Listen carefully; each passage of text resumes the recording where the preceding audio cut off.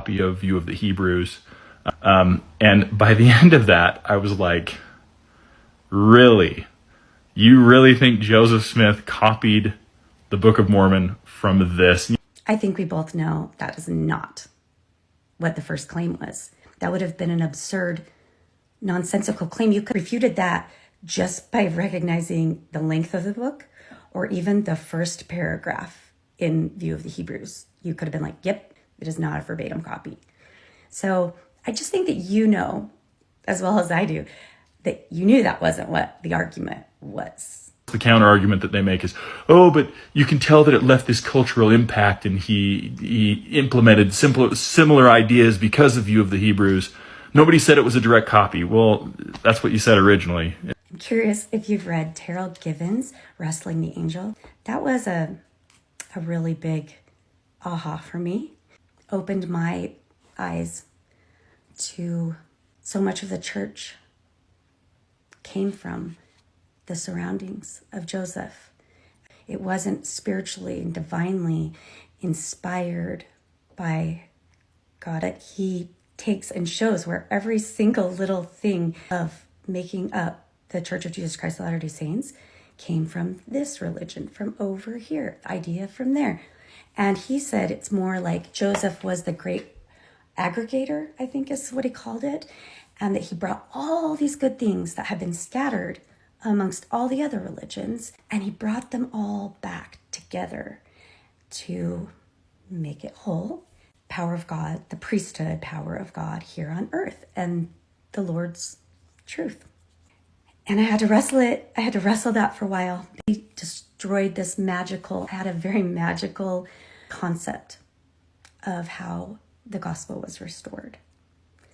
And it's probably because I believed in the magic and the mystery and the beauty of a God coming down to earth.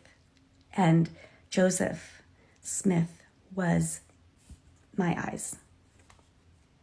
And because I knew and trusted and resonated so much with him and his seeking spirit and his faith and determination and desire to know God, and knowing that God spoke with him was so magical and so beautiful and so divine and so not of this world, that then to hear that the church, the whole organization of the church, didn't also come divinely.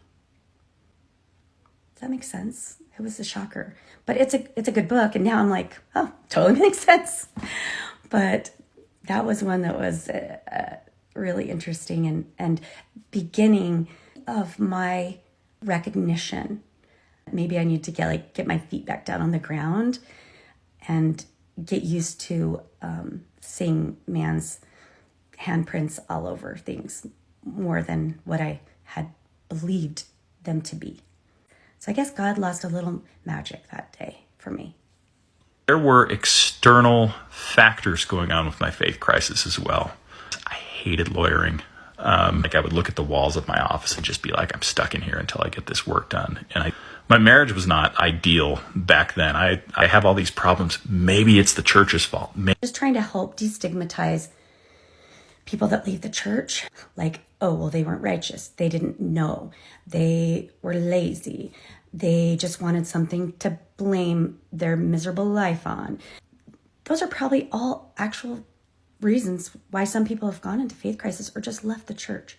I know for myself, that is not the case. As valid as that is, and as true as it was for you, there's those of us who are 100% loving the church, loving the gospel, loving the Lord, loving the temple.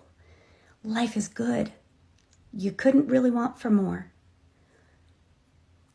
And yet, faith crisis comes.